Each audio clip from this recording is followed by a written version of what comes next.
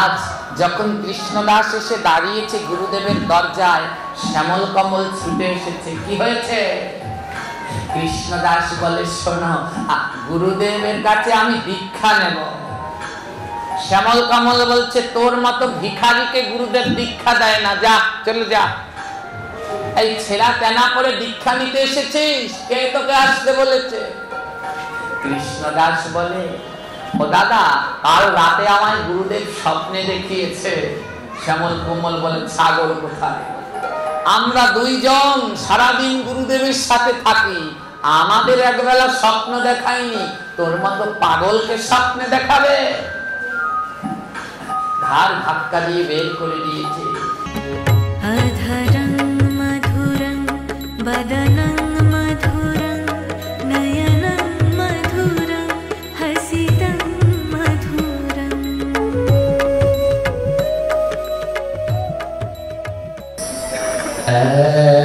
একদিন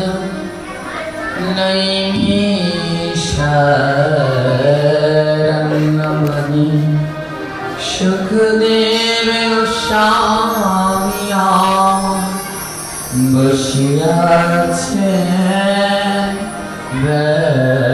বৈশাসনে, শ্রোতাসনে বসিয়াছেন কত জ্ঞানী গুণী। 60,000 বসিয়াছেন ঋষিরা।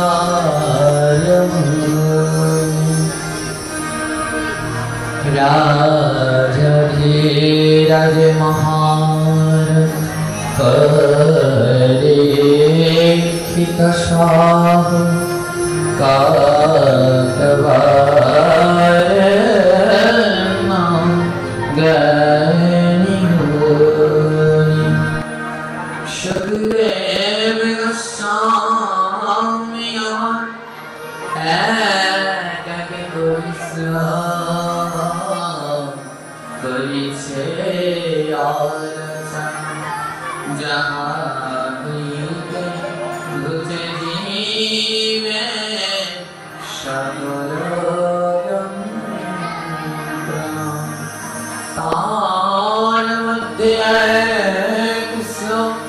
করিব বর্ণনা, যাহা হইতে বুঝে জীবে যতে যন্ত্রণা।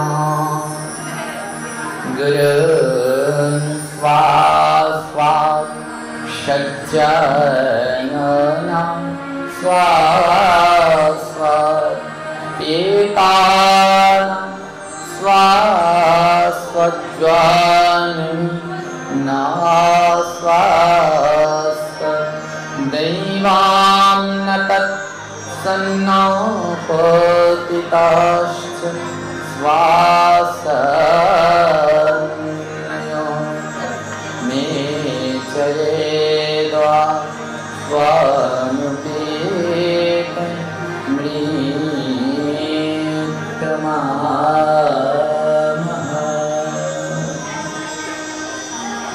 ভগবান এই শ্লোকে বলছে, সেই জননী জননী না, যে জননী কৃষ্ণ কথা শেখায় না। পিতা ন স্বা সজ্জনী ন স্বাসা, সেই মা না, যে মা কৃষ্ণ কথা শেখায় না। আরো সুন্দর করে চৈতন্য চরিতামৃতে মহাপ্রভু বলছেন, সেই মা মানা যে মা কৃষ্ণ কথা শেখায় না, সেই পিতা পিতানা যেই পিতা কৃষ্ণ প্রসাদ দেয় না, সেই বন্ধু বন্ধুনা যে বন্ধু সাধু সঙ্গে নেয় না, সেই কথক নাম যেই কথ গৌর কথা কয় না, সেই বান্ধব যেই বান্ধব একাদশী ব্রত পালন করে না, সেই গুরু নাম যেই গুরু ভক্তি পথে নেয় না। বলছে সেই মা না, যে মা কৃষ্ণ কথা শেখায় না। মায়ের কাজ কি? সন্তানদেরকে কৃষ্ণ কথা শেখানো, ভগবানের নাম, কিভাবে ভগবানের কীর্তন, এইগুলো শেখানোই হচ্ছে মায়ের কাজ। বলছে জগতে সেই মা না, যে মা সন্তানকে কৃষ্ণ কথা শেখায় না। পিতার কাজ কি? সন্তানের মুখে গোবিন্দের প্রসাদ তুলে দেয়া। বলছে সেই পিতা না, যেই পিতা সন্তানের মুখে প্রসাদ তুলে দেয় না। প্রসাদের বদলে যে কুখাদ্য সন্তানের মুখে তুলে দেয়, বলে সে পিতা হলেও পিতা না। সে যে মা সন্তানকে কৃষ্ণ কথা না শিখিয়ে অন্য কিছু শেখায়, সে হলে মা হলেও মা না। বলে সেই স্বজন না, যেই স্বজন একাদশী ব্রত করে না। একাদশীর দিন বাড়িতে স্বজন মানে কি? অতিথি। একাদশীর দিন বাড়িতে অতিথি এসেছে, কিন্তু এমন অতিথি বাড়ির সকলে একাদশী ব্রত পালন করেছে। এমন অতিথি এসেছে যার জন্য ঘরের ডিম ভাজতে হচ্ছে। বলছে এ যদি অতিথিও হয়, তাহলে মনে রাখবে এ অতিথি নয়, এ জমের দুধ। তোমাকে নরকে নেয়ার জন্য ওই জমের দুধ অতিথি রূপ ধারণ করে এসেছে, যার জন্য পবিত্র একাদশীর দিনও জীব হত্যা করতে হয়। যে একাদশী করে না, তার জন্য অন্ন রন্ধন করতে হয়। বলে সে তো কোনোদিন তোমার অতিথি না। সেই বন্ধু না, যেই বন্ধু সাধু সঙ্গে নেয় না। বন্ধুর কাজ কি? বন্ধুর কাজ বন্ধুকে সাধু সঙ্গে নেয়া, কুসঙ্গে নয়। বন্ধুর কাজ হচ্ছে বন্ধুদেরকে সাধু সঙ্গে নেয়া। তো দেখুন এখানে অনেকে বন্ধুরা রয়েছে। তো বন্ধু, আমরা যাকে বন্ধু ভেবে বলে বসে আছি, সেই বন্ধু শুধু বারবার আমাদের বিপথে নিচ্ছে। যদি একটু চেষ্টা করে, তাহলে বন্ধুকে সাধুর সঙ্গে নিয়ে যেতে পারে। এইবার দুর্গাপুজোর একটা ঘটনা। এবার দুর্গাপুজোর সময় আমাদের পাঠ ছিল গোপালগঞ্জে। তো এই গোপালগঞ্জে যখন আমরা যাচ্ছি, তো রাস্তার ভিতরে খুব জ্যাম। এবারে এই গাড়িগুলো সব সিরিয়াল দিয়ে দাঁড়িয়ে রয়েছে। আধা ঘন্টার মধ্যে একই জায়গায় আমরা দাঁড়িয়ে রয়েছি। তো দেখলাম কি অটোতে করে কিছু বন্ধুরা ওই দুর্গাপুজোয় যাচ্ছে, হই হুল্লো লাফালাফি করে, যেরকম বোঝা যায়। তো স্পষ্ট বুঝলাম এরা সনাতন ধর্মের, আর দুর্গাপুজো দেখতে যাচ্ছে লাফালাফি করে। তো অনেকটাক্ষণ ওই গাড়িগুলো জ্যামে আটকে আছে। তো একটাই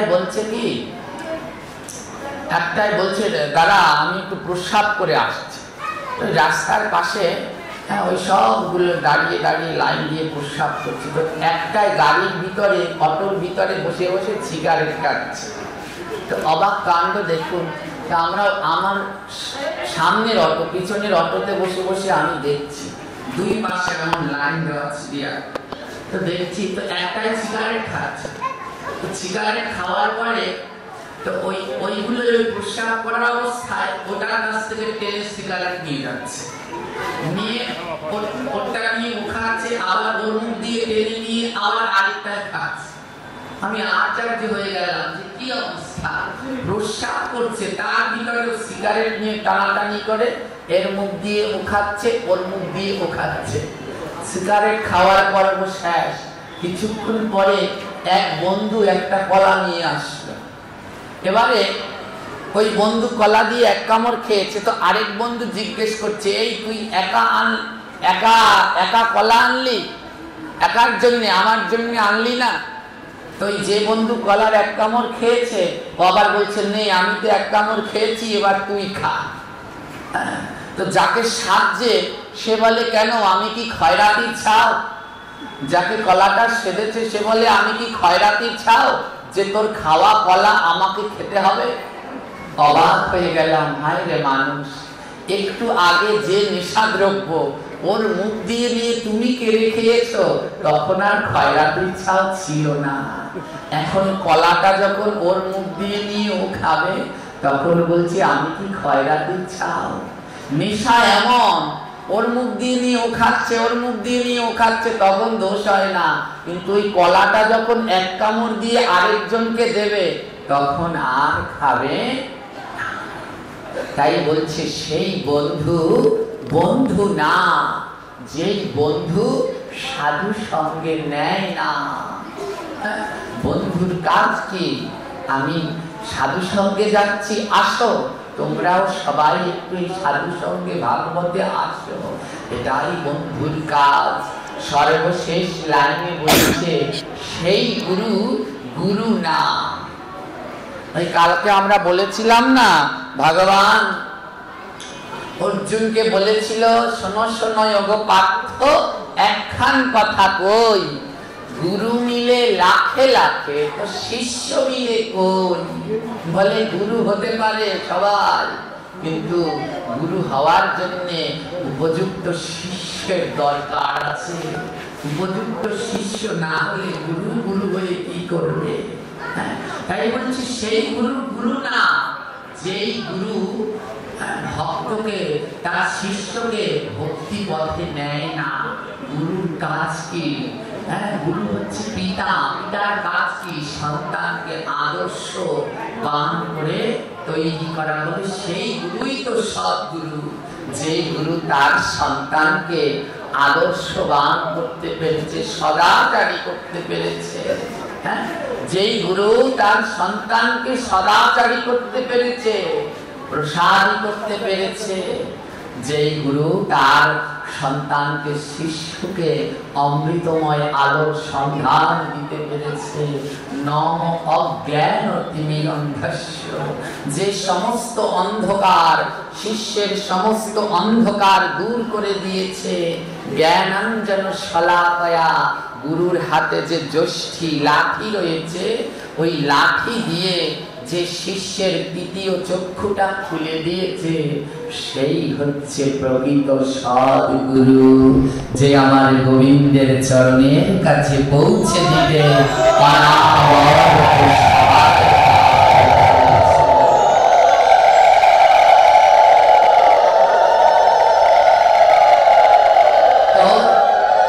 গুরুর প্রতিও শিষ্যের যেমন কর্তব্য রয়েছে, শিষ্যেরও গুরুর প্রতি তদ্রূপ কর্তব্য রয়েছে।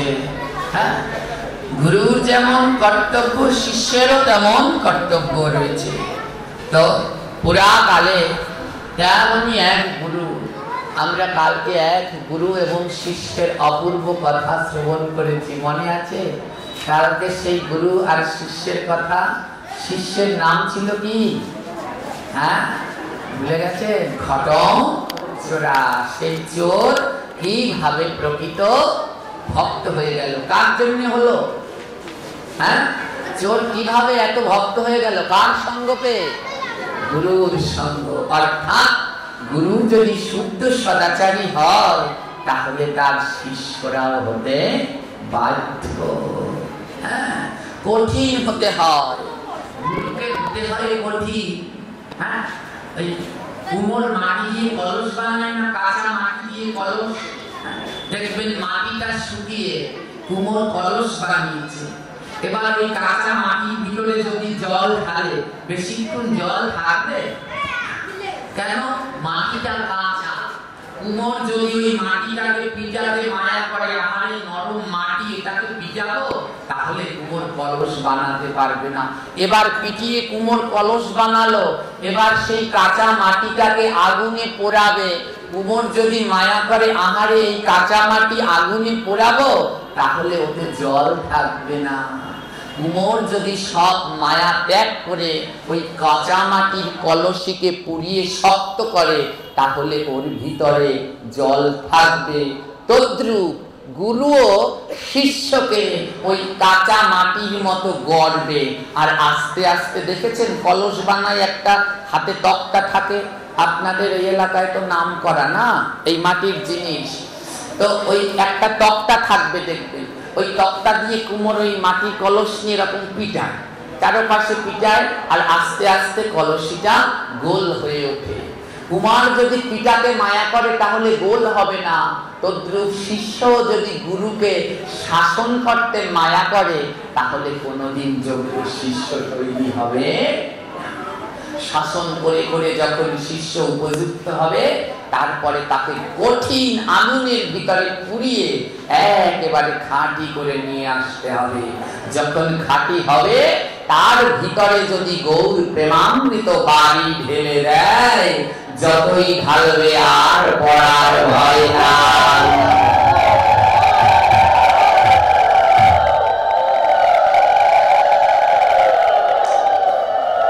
তাই গুরুকে হতে হবে অত্যন্ত কঠিন। জগতে যত সদ্গুরু আছে দেখবেন তাদের হাতে একটা লাঠি আছে, সবসময় তাদের হাতে একটা লাঠি। লাঠিটা কেন?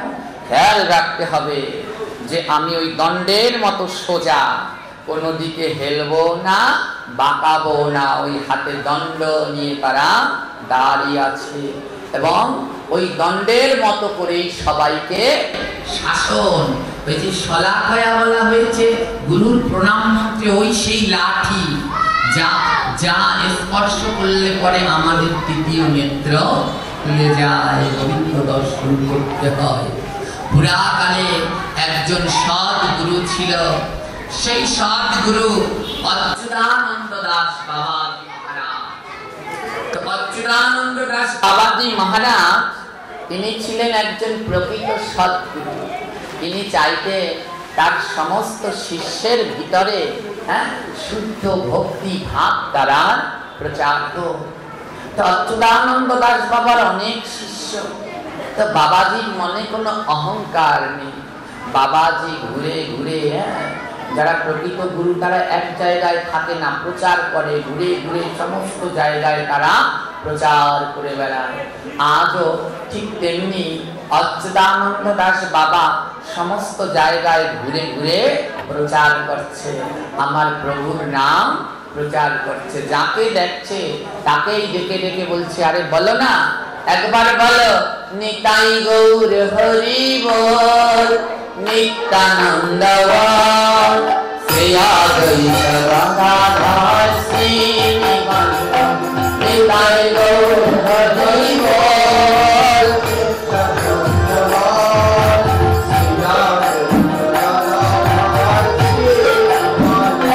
নিতাই গৌর হরি বল, নিত্যানন্দ বল, শ্রেয়া গৌর নিতাই গৌর হরি বল।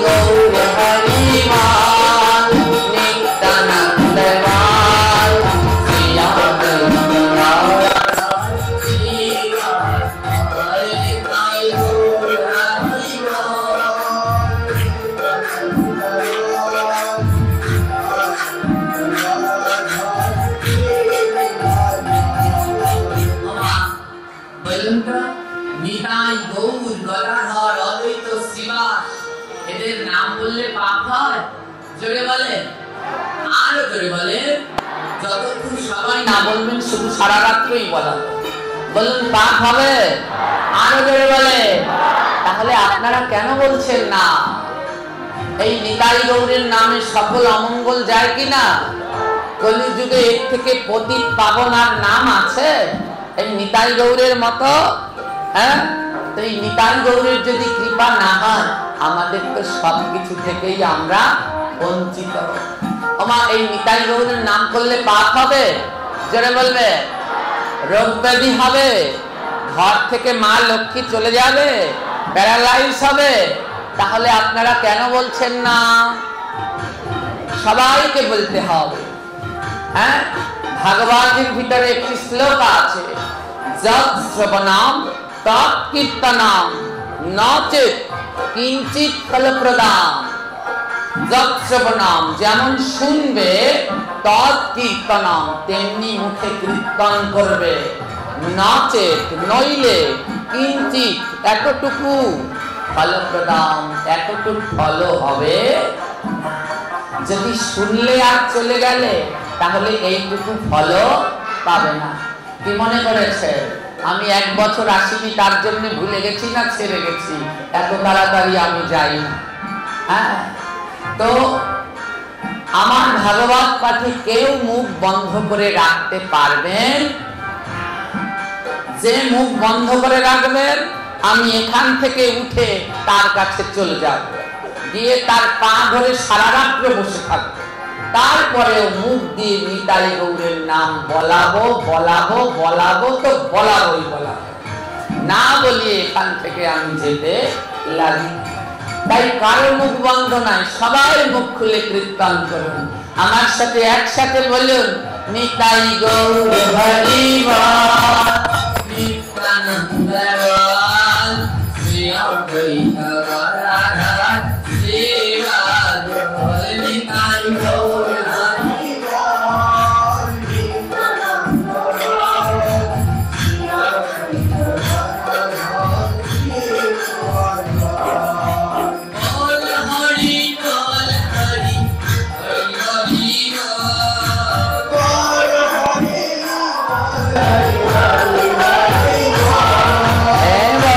হরি বল, হরি হরি হরি বল।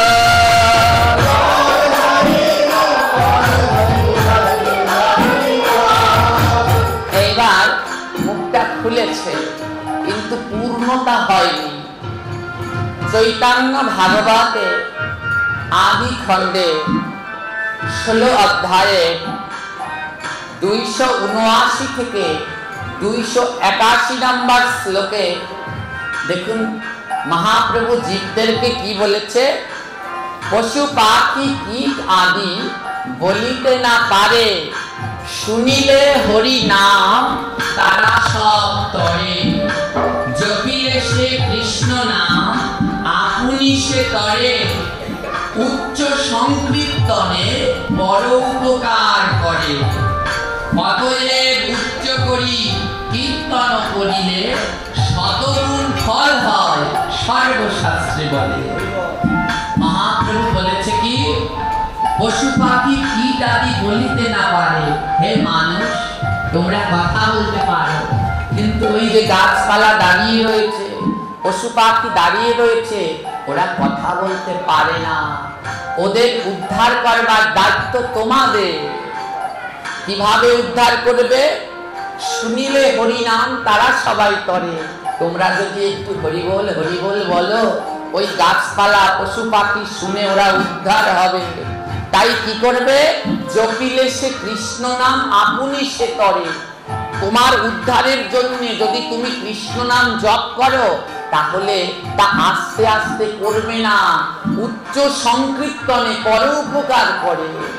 তুমি যদি উচ্চ স্বরে কীর্তন করো তোমার নিজেরও উপকার, আবার ওই গাছপালা পশু পাখি কীট পতঙ্গ যারা এখানে আসেনি, ওই রাস্তার আশেপাশে দাঁড়িয়ে রয়েছে, ওরাও এই নাম শুনে ওদের উপকার হবে।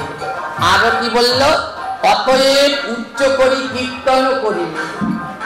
অর্থাৎ তুমি যদি উচ্চস্বরে কীর্তন করো শতগুণ ফল হয় সর্বশাস্ত্রে বলে।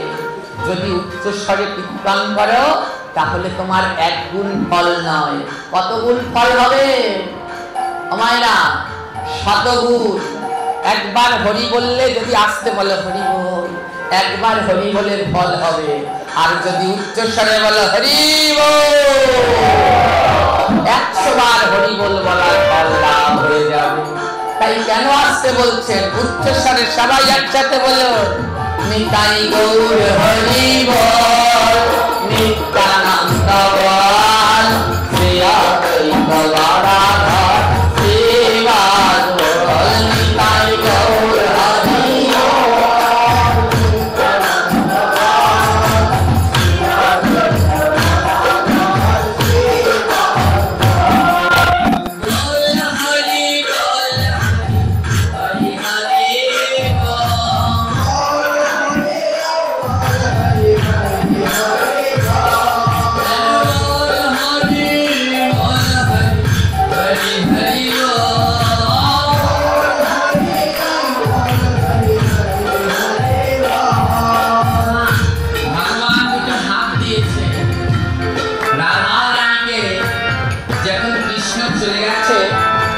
রাধারানী কোন রকমের আভূষণ করেনি। হাতে সোনার বালা, রাজনন্দিনী সোনার বালা পরে না, গলায় হার পরে না, কানে দুল পরে না। তখন ললিতা জিজ্ঞেস করেছেন, রাধে তোমার হাতের আভূষণ কোথায়, কানের আভূষণ কোথায়? তখন রাধারানী বলেছিল, হস্তের ভূষণ নাম সংকীর্তনে করতালি দান। বলে ললিতা, হাতের ভূষণ, হাতের অলংকার এই বালা, চুড়ি, ঘড়ি না, হাতের অলংকার আমার গোবিন্দের নাম যে সময় হয় তখন একটু করতালি দেয়া। করণীয় ভূষণ হরি নাম সুবর্ণ। ললিতা, ওই কানের অলংকার, কানের অলংকার ওই কানের দুল নয়, কানের অলংকার হচ্ছে ভগবানের নাম শ্রবণ করা। তাই এই হাত দুটো একদিন আস্ত থাকবে। যেদিন এই দেহে প্রাণ না থাকবে, ওমা হাত থাকবে, শ্মশান ঘাটে নিয়ে যাবে, উঠতে চাইবে না, একটা বাঁশ দিয়ে টাকিয়ে টাকিয়ে ভেঙে টুকরো টুকরো করে পড়ে দেবে। হ্যাঁ, তো এই হাত দুটো থাকতে যদি আমরা করতালি দিয়ে কীর্তন না করি তাহলে কোনো কাজে লাগবে না। হাতে করতালি দিয়ে কীর্তন করলে কি হয় আপনাদের আগেও বলেছি, কিন্তু এই 1 বছর না আসতে না আসতে ভুলে গেছে। হাতের করতালি দিয়ে কীর্তন করতে করতে হাতের যত খারাপ রেখা আছে সব কেটে যায়। কোন জ্যোতিষীর কাছে, ফকির ওঝার কাছে দৌড়াতে হবে না। সকাল সন্ধ্যা করতালি দিয়ে কীর্তন করুন, হাতের সমস্ত খারাপ রেখা কেটে যাবে। সন্দেহ আছে কোন? মহাপ্রভু বলছে যে কিছু পারো আর না পারো, সকাল সন্ধ্যা একটু করতালি দিয়ে কীর্তন করো। তাই আমাদের জ্যোতিষ শাস্ত্র অনুসারে করতালি দিয়ে কীর্তন করলে হাতের সমস্ত খারাপ রেখা কেটে যায়। কোনো সন্দেহ আছে? জোরে বলবেন। আছে? হাতে তালি দিয়ে কীর্তন করলে হাতের খারাপ রেখা কেটে যায়। মানুষ পাপ করলে কোন জায়গায় যায় বলে? যারা পাপ করবে তারা মৃত্যুর পরে কোথায় যাবে? জোরে বলো। যারা পুণ্য করবে তারা, আর যারা আমার গোবিন্দের আরাধনা করবে তারা গোলক ধামে চলে যাবে। তো এবার একটা প্রশ্ন আসে না বাবাজি, এই হাতে তালি দিলে হাতের খারাপ রেখাগুলো তো চলে যায়, তো এই খারাপ রেখাগুলো কোথায় যাবে? স্বর্গে না নরকে? আসে না যে হাতে তালি দিয়ে কীর্তন করলে তো হাতের খারাপ রেখা যায়, তো এইগুলো যাবে কোথায়? স্বর্গে না নরকে? মহাজন সিদ্ধান্ত দিয়েছে হাতের খারাপ রেখা স্বর্গেও যায় না, নরকেও যায় না। একই আসরে যারা হাতে তালি দেয় না, আমাদের হাতের খারাপ রেখা তাদের হাতে গিয়ে উদয় হবে।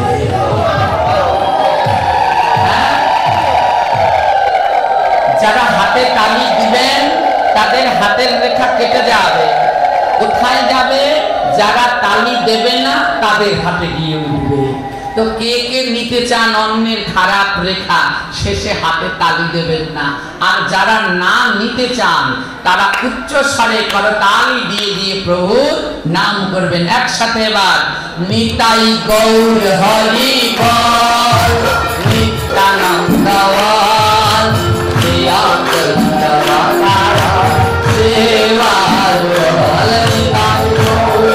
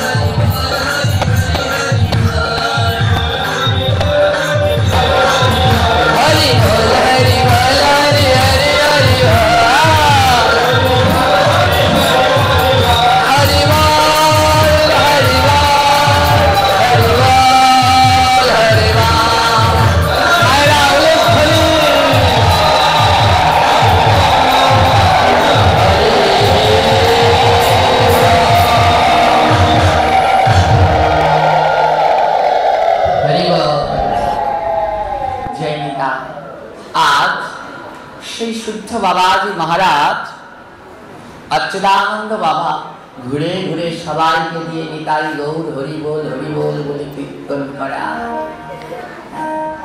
আজ কীর্তন করতে করতে এক গ্রামে এসেছে। সেই গ্রামে থাকতো এক ভক্ত, ভক্তের নাম কৃষ্ণদাস। এই কৃষ্ণদাস ছিল গোবিন্দের বড় ভক্ত। তো কৃষ্ণদাস একজন সৎ গুরুর সন্ধান করে, কিন্তু মনের মতো করে সৎ গুরু পায় না। যখন তাদের গ্রামে অচ্যুতানন্দ দাস বাবা আসলো, কৃষ্ণদাস তাকে দেখে প্রেমে আপ্লুত। আহা, এই বাবাজির কি ভক্তি! হ্যাঁ, তার কাছে শিষ্য আর ভক্ত পার্থক্য নেই, সবাই সমান। যেই যার তাকেই বুকে টেনে নেয়। এই বাবাজির ভক্তি দেখে আমি বড় আপ্লুত। কৃষ্ণদাস ছুটতে ছুটতে অচ্যুতানন্দ বাবার কাছে চলে গেলেন। বাবাজি, ও বাবাজি, আমি আপনার কাছ থেকে দীক্ষা নেব। বাবাজি বলে, বাহ, সে তো খুব ভালো কথা, কিন্তু বাবা, দীক্ষা নিতে হলে তোমায় যে কিছু কর্ম করতে হবে। কৃষ্ণদাস বলে, কি করতে হবে? বলে, দীক্ষা আগে দিয়ে খা, তারপরে নেবে দীক্ষা। বলে, যাও কৃষ্ণদাস, আগে গোবিন্দকে দিয়ে খেতে শেখো, আগে প্রসাদ পেতে শেখো, তারপরে তোমাকে আমি দীক্ষা দেব। পারবে? প্রসাদী হতে পারবে?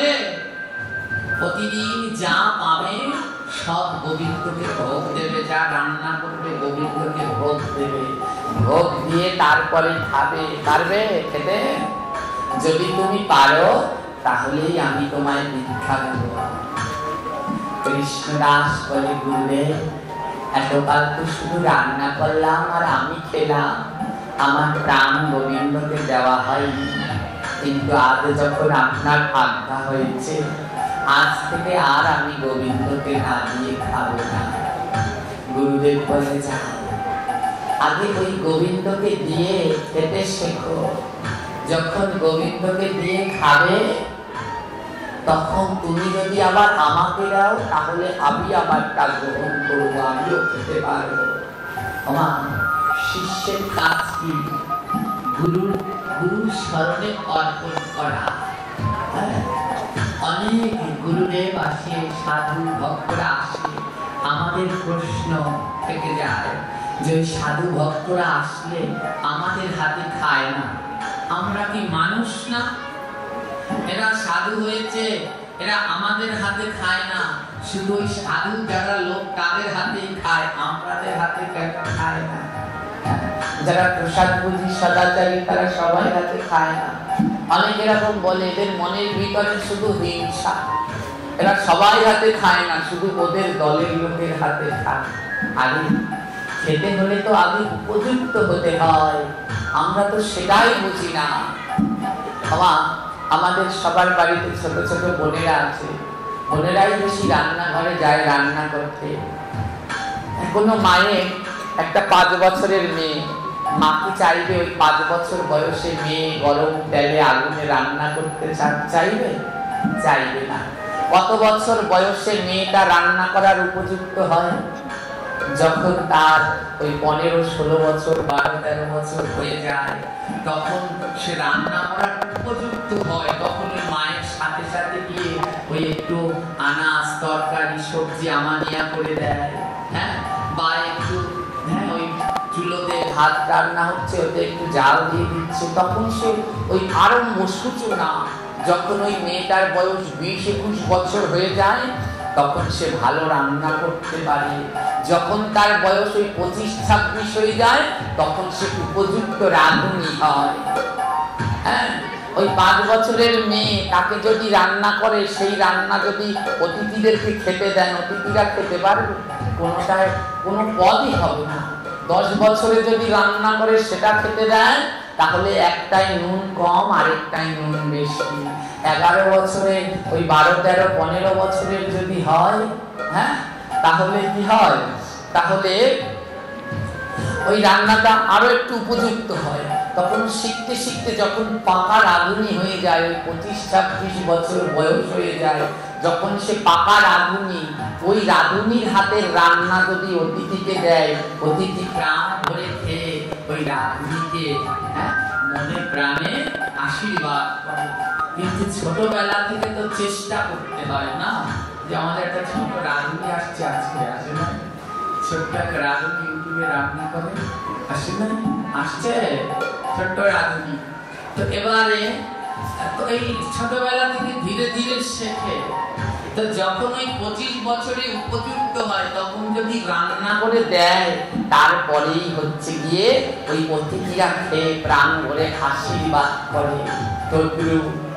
অতিথি হচ্ছে ওই সাধু গুরু বৈষ্ণব, আর মেয়েটাকে তুমি আমি আমরা সবাই। ভক্তি পথে এসেছো, 5 দিনও হয়নি, এর মধ্যেই যদি ভক্তকে রান্না করে খাওয়াতে চাও তো লবণ তো কম হবেই। আগে ওই রান্না করতে করতে আরো 25 বছর কাটুক, প্রসাদী হয়েছো আরো 25 বছর হোক।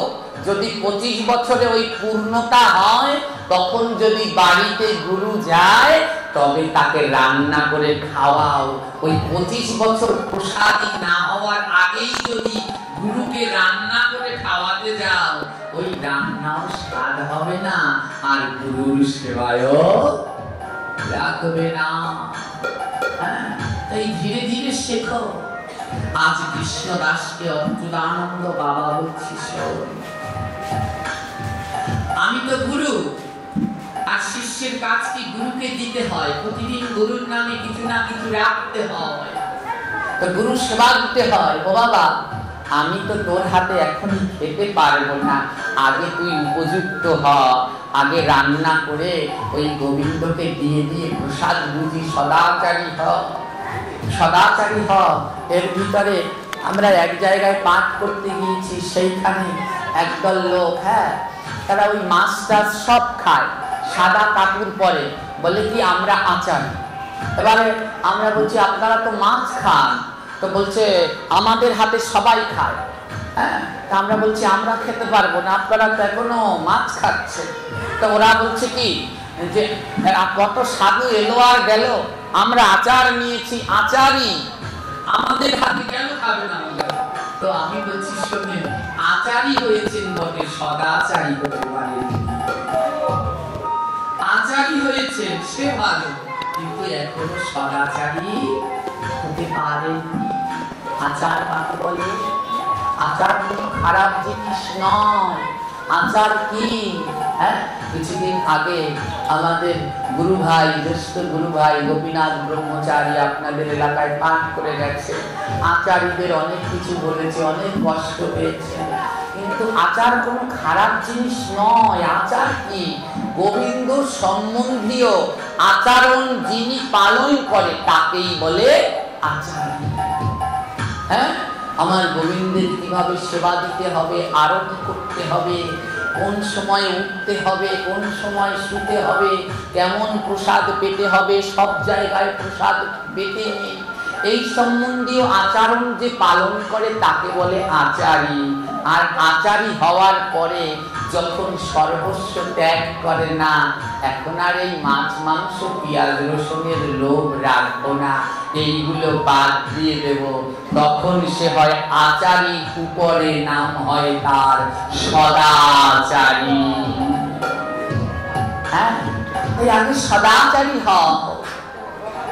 অচ্যুতানন্দ বাবা বলছে কৃষ্ণদাস যাও, গৃহে ফিরে যাও, দীক্ষা তোমায় পরে দেব, আগে সদাচারী হয়ে উপযুক্ত হয়ে আসো। আমার কৃষ্ণদাস বাড়িতে গিয়ে ওই সদাচারী জীবন যাপন পালন করছে। তার স্ত্রীকে বলছে শোনো, কৃষ্ণদাসের 2টি ছেলে আছে আর স্ত্রী। কৃষ্ণদাস বড্ড গরিব, দারিদ্র, কৃষক পরিবারে জন্ম, নিজে কৃষিকাজ করে না, অন্যের বাড়িতে কাজ করে, যাকে বলি আমরা কি বদলা না কামলো, অন্যের বাড়িতে সে কাজ করে। অনেকদিন আগের কথা তো, এখন তো যারা ওই যে ওই মাঠে ঘাটে কাজ করে তাদেরকেও মনে হয় ডেলি 500 না 700 টাকা দিতে হয়। আর আগের সময় এরকম ছিল না, আগের জীবনটা ছিল অনেক যুদ্ধে, সারাদিন কাজ করলে পরে ওই 200-300 চাল দিয়ে দিত কিংবা ধান দিয়ে দিত। কৃষ্ণদাস লোকের বাড়িতে কাজ করে, সারাদিন কাজ করার পরে যেই বাড়িতে কাজ করে ওই গৃহস্থ 300 ধান দেয়, ওই 300 ধান আর 2 পয়সা দেয়। ওই 2 পয়সা 3 সের ধান, ওই 2 পয়সা দিয়ে তেল, সবজি, মশলাপাতি কেনে। আর 3 সের ধান দিয়ে ওর স্ত্রী যেদিনকে ধান আনে ওই দিনই ধান সেদ্ধ করে, তারপরে চুলোর উপরে তেলে শুকায়, তারপরে ঢেকিতে পার দিয়ে ধান থেকে চাল বের করে, তারপরে তা দিয়ে অন্ন রান্না হয়। কিন্তু তাদের বড় আনন্দ। কেন আনন্দ? তারা সদাচারী। ওই যা আনে, খুব পুরো যা আনে সব গোবিন্দকে ভোগ দেয়, ভোগ দিয়ে তারপরে গোবিন্দের প্রসাদ পায়। তারা প্রসাদ ছাড়া আর কিছু গ্রহণ করে না। আর কৃষ্ণদাস কেমন? গুরুদেব বলেছে শোনো, ওই হাতে কাজ করবে আর মুখে কৃষ্ণ নাম করবে। গুরুদেবের আজ্ঞা মতো কৃষ্ণদাস হাতে ওই দৈনন্দিন কাজকর্ম করে স্বামী স্ত্রী, আর মুখে সদা সর্বদা তারা কৃষ্ণ নাম করে। দেখতে দেখতে অনেক দিন কেটে গেছে, অনেক দিন কেটে গেছে। আজ কি হয়েছে? কৃষ্ণদাসের মনে বাসনা জেগেছে, অনেক দিন তো কেটে গেছে, এবার যাই গুরুদেবের কাছে। ওমা, যেই দিনকে মনে মনে ভেবেছে যাবে, ওই দিন রাত্রবেলায় যেই ঘুমিয়েছে, গুরুদেব স্বপ্নে দেখা দিচ্ছে, এসে বলছে কৃষ্ণদাস কালকে এসো আমার আশ্রমে, আমি তোমায় দীক্ষা দেব। যেই স্বপ্ন দেখেছে কৃষ্ণদাস লাভ দিয়ে উঠেছে, গুরু এবার বোধহয় আমার গুরু কৃপা হবে। আজ যখন তোমায় দর্শন পেয়েছি, পরের দিন সকাল বেলায় একটা নতুন বস্ত্র নেই, এমন ছেঁড়া তালি দেওয়া বস্ত্র গায়ে জড়িয়ে ছুটতে ছুটতে গুরুর বাড়িতে আশ্রমে চলে গেছে। আর আশ্রমে গিয়ে গুরুদেব 2 তলা বিল্ডিং, 2 তলার উপরে গুরুদেব বসা। আশ্রমে গিয়ে গুরুদেবকে ডাকছে, গুরুদেব গুরুদেব। গুরুদেব ধ্যানে বসা। গুরুদেব সব শিষ্যের খবরই রাখে। গুরু স্বয়ং অন্তর্যামী, জীবের বিস্তার লাগি, নন্দসুত হরি, ভুবনে প্রকাশ হন গুরুর ধরি। গুরু অন্য কেউ নয়, ওই ভগবান কৃষ্ণ গুরুরূপ ধারণ করে পৃথিবীর মাঝে প্রকাশ হয়েছে। তাই আমরা অনেকে মূর্খর মতো অনেক সময় কথা বলি, গুরুদেব আমার কোনো খোঁজ খবর নেয় না। আরে গুরুদেব সবারই খোঁজ খবর নেয়। যদি গুরু কৃপা না থাকে আমাদের কিচ্ছু থাকবে না, সব ধ্বংস হয়ে যাবে। আজ ওই কৃষ্ণদাস গুরু আশ্রমের নিচের তলায় বসে গুরুদেব গুরুদেব বলে ডাকছে। আর গুরুদেব ওই উপরে বসেই টের পেয়ে গেছে, এসেছিস বাবা, এসেছিস। ওই অচ্যুতানন্দ বাবার সাথে 2 জন থাকতেন, একজনের নাম শ্যামল, আরেকজনের নাম কমল। শ্যামল হচ্ছে ম্যানেজার আর কমল হচ্ছে কেশিয়ার। প্রত্যেকটা গুরুদেবের একটা করে সংগঠন থাকে। ওই শ্যামল হচ্ছে ওই সংগঠনের সভাপতি, যে বড় পদ থাকে তাকে বলে সভাপতি। তো ও হচ্ছে সভাপতি, শ্যামল হচ্ছে সভাপতি। আর কমল হচ্ছে ওই সংগঠনের কেশিয়ার, টাকা পয়সা রাখে। এই 2 জনের দায়িত্বই তো একটু বেশি। কিন্তু এই 2 জন গুরুদেবের সাথে 24 ঘন্টা থাকে। গুরুদেবের সাথে থাকে বটে, কিন্তু মনের ভিতরে এক কিঞ্চিত পরিমাণে হিংসা তাদের যায়। আজ যখন কৃষ্ণদাস এসে দাঁড়িয়েছে গুরুদেবের দরজায়, শ্যামল কমল ছুটে এসেছে। কি হয়েছে?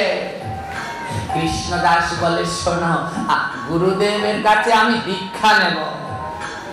শ্যামল কমল বলছে তোর মতো ভিখারিকে গুরুদেব দীক্ষা দেয় না, যা চলে যা। এই ছেঁড়া তেনা করে দীক্ষা নিতে এসেছিস? কে তোকে আসতে বলেছে? কৃষ্ণদাস বলে ও দাদা, কাল রাতে আমায় গুরুদেব স্বপ্নে দেখিয়েছে। শ্যামল কমল বলে ছাগল কোথায়? আমরা 2 জন সারাদিন গুরুদেবের সাথে থাকি, আমাদের একবেলা স্বপ্ন দেখায়নি, তোর মতো পাগলকে স্বপ্নে দেখাবে।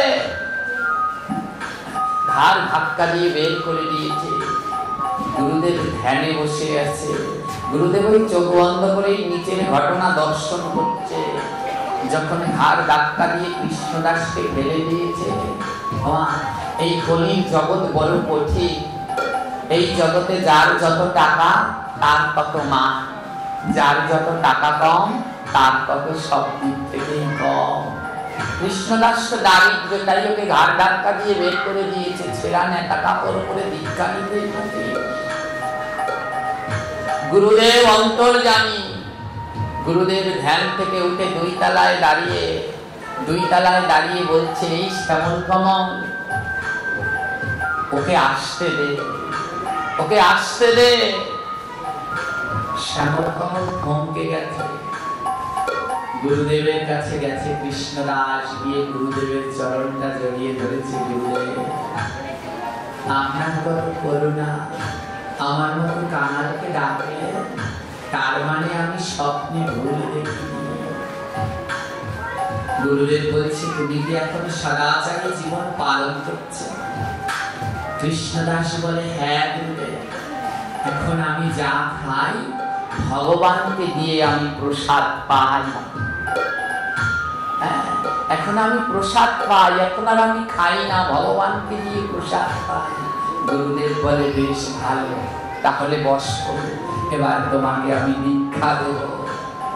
গুরুদেব কৃষ্ণদাসের কর্ণে মধুর হরিনাম দিয়ে দিলেন, যাও যাও বাবা, এই তোমায় আমি মন্ত্র দিয়ে দিলাম, আজ থেকে 3 বেলা নিয়ম করে ত্রিসন্ধ্যা এই মন্ত্র জপ করবে। আমার গুরু মন্ত্র জপ করতে হয় কয়বার? হ্যাঁ, 3 বার ত্রিসন্ধ্যা করতে হয়। কিন্তু দুঃখের বিষয়, আমরা সবাই দলে দলে দীক্ষাই নেই। অনেকে আছে গুরুদেব যে মন্ত্র দিয়েছে তাও আর মনে নাই। ওই মন্ত্রের কাজে মন্ত্রে নিয়েছে, কিন্তু জীবন দশায় আর জপও করেনি, ওখানেই শেষ। বলে, এই মন্ত্র নিয়ে কোনো লাভ নাই, ওতে গুরুর আরো অপরাধ বেড়ে যায়, ওতে গুরুর আরো অপরাধ বেড়ে যায়।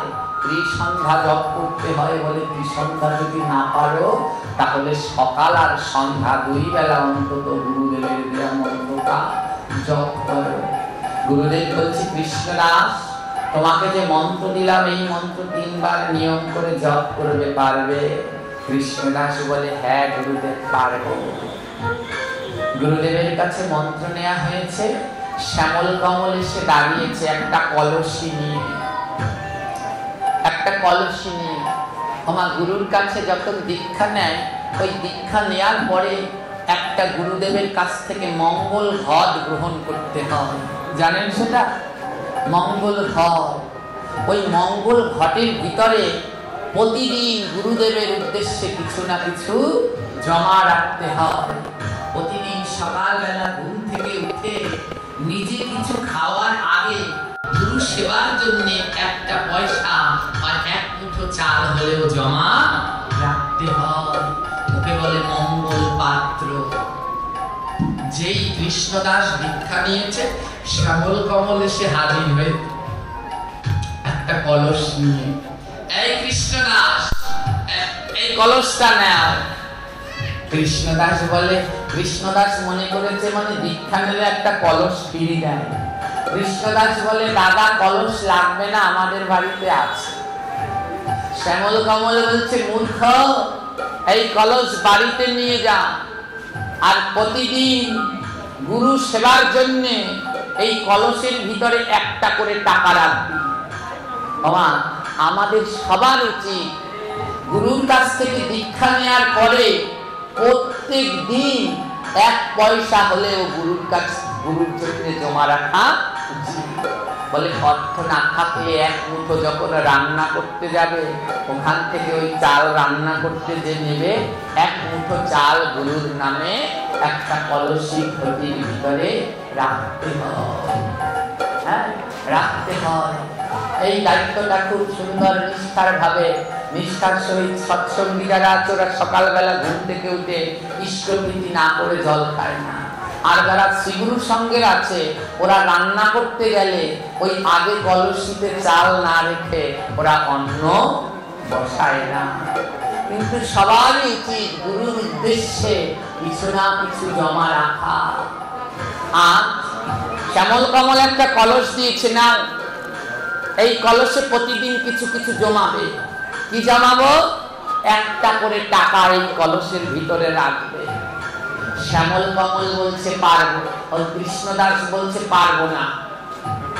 আমার ও বড় শুদ্ধ ভক্ত, যা বলে মুখের উপরে বলে দেয়। শ্যামল কমল বলছে এর ভিতরে একটা করে টাকা জন্মাবে। কৃষ্ণদাস বলছে পারবো না। শ্যামল কমল বলে কেন? বলে আমি সারাদিন কাজ করবার পরে 2টা টাকা পাই, ওই 2 টাকা দিয়ে আমি তেল শাক সবজি কিনি। যদি 1 টাকা কলসে রাখি তাহলে আমি কি খাবো? আমি 1 টাকা দিতে পারবো না। শ্যামল কমল বলছে বেশ, গুরুদেব অত 1 টাকা রাখতে পারবে না, কি করা যায়? গুরুদেব বলছে বাবা তোর 1 টাকা লাগবে না, তুই 1 পয়সা রাখবি। গুরু সেবার জন্য রাখতে হয়, তাই তোর 1 টাকা লাগবে না, মাত্র 1 পয়সা রাখবি। শ্যামল ও কৃষ্ণদাস ওই যে শিষ্য কৃষ্ণদাস বলছে গুরুদেব আমি 1 পয়সাও রাখতে পারবো না। আমার সোজা সাপটা কথা, আপনার সেবার জন্য আমি 1 পয়সাও রাখতে পারবো না। কারণ আমি 2 টাকা পাই, ও 2 টাকা আমার লাগে। আমার 2 ছেলে বউ, ওই নিয়ে আমি ওই 2 টাকা দিয়ে খাই, আমি রাখতে পারবো না। গুরুদেব বলে হ্যাঁ তুই কাজ করে আর কি কাজ? বলে ওই 2টা টাকা 3 সের চাল, 3 সের ধান পাই। গুরুদেব বলে বেশ তাহলে তুই একটা কাজ করিস বাবা, 3 সের ধান পাস তো, ওই 3 সের ধান দিয়ে চাল হয়। তুই একটা কাজ করবি, প্রতিদিন ওই 3 সের ধান থেকে 3 মুঠো করে চাল রাখবি, বেশি না 3 মুঠো করে চাল এই কলসির মধ্যে রাখবি। আর প্রত্যেক বছর ওই বাৎসরিক অনুষ্ঠানের সময় আমার কাছে নিয়ে আসবি, প্রতিদিন 3 মুঠো চাল রাখবি। কৃষ্ণদাস বলে গুরুদেব আমি 3 মুঠো চাল রাখতে পারবো না। সোজা বলে দেয় আমি 3 মুঠো রাখতে পারবো না। গুরুদেব বলে বেশ তাহলে 1 মুঠো রাখবি। কৃষ্ণদাস বলে আমি 1 মুঠো রাখতে পারবো না, আমি খাবো কি? আপনার নামে 1 মুঠো দিলে আমার ওই 3 সের চালের আমরা 4 জন মানুষ খাবো কি? আমি 1 মুঠো রাখতে পারবো না। গুরুদেব বলে বেশ চাল লাগবে না। ও বাবা ওই যে ধান এনে তোর বউ ঢেকিতে পারায়, ও মা ধান আনলে পরে ওই ঢেকিতে ধান ভাঙা দেখেছেন আপনারা? ধান যখন ওই ভাঙে তারপরে ধান থেকে কুলোয় করে ঝাড়ে, ওই ঝাড়লে পরে কয়টা জিনিস বের হয় জানেন? কি কি? প্রথম কি বের হয়? তুষ, তারপরে কুড়া, তারপরে ফুল, 3টি জিনিস বের হয়। গুরুদেব বলে 1 মুঠো চাল দিবি? কৃষ্ণদাস বলে দেবো না, আমি পারবো না, আমার চাল নাই, 1 মুঠো দিতে পারবো না। গুরুদেব বলে বেশ লাগবে না, তাহলে তুই একটা কাজ কর বাবা, তুই 1 মুঠো করে খুদ দিবি, চাল লাগবে না, প্রতিদিন সকালে 1 মুঠো করে খুদ দিবি। কৃষ্ণদাস বলে শোনেন গুরুদেব আমি লোকের বাড়ি কাজ করি তো, আমার বউ সকালবেলা আমার খুদ সিদ্ধ করে দেয়, ওই খেয়ে আমি কাজ করতে যাই। আপনার নামে যদি 1 মুঠো খুদ দেই তাহলে আমি সকালবেলায় খাবো কি? আর না খেয়ে লোকের বাড়ি কাজ করা যায়? আমি খুদও দিতে পারবো না, খুদও দিতে পারবো না। গুরুদেব বলে বেশ খুদও দিতে পারবি না, তাহলে খুদের পরে তো কুড়া, তো আমার নাম এই কলসির ভিতরে 3 মুঠো কুড়া দিস। খুদ লাগবে না, 3 মুঠো কুড়া দিস। কৃষ্ণদাস বলে পারবো না। বলে কুড়াও দিতে পারবি না? বলে শোনেন গুরুদেব প্রত্যেক স্বামীরা বউকে কিছু টাকা পয়সা দেয়, ছোনো ছোনো কেনে তার জন্য, কিন্তু আমি তো আর কিছু দিতে পারি না। আমার বউ ওই ধান ভেঙে কুড়া জমিয়ে রাখে, আর ওই কুড়া দিয়ে আমার বউ আলতা সিঁদুর শাখা পলা কেনে, তাই আমি কুড়াও দিতে পারবো না। গুরুদেব বলে লাগবে না, তাহলে তুই 3 মুঠা তুষ দিস। শেষেরটা হয়েছে কি? বলে কুড়াও লাগবে না, তুই প্রতিদিন 3 মুঠো করে তুষ নিয়ে এই কলসির মধ্যে জমা রাখিস আর বছর বছর এসে 3 মুঠো তুষ দিয়ে যাস। কৃষ্ণদাস বলে গুরুদেব আমি তুষও দিতে পারবো না। দেখুন বলছে আমি তুষও দিতে পারবো না। গুরুদেব বলে তুষ দিয়ে কি করিস?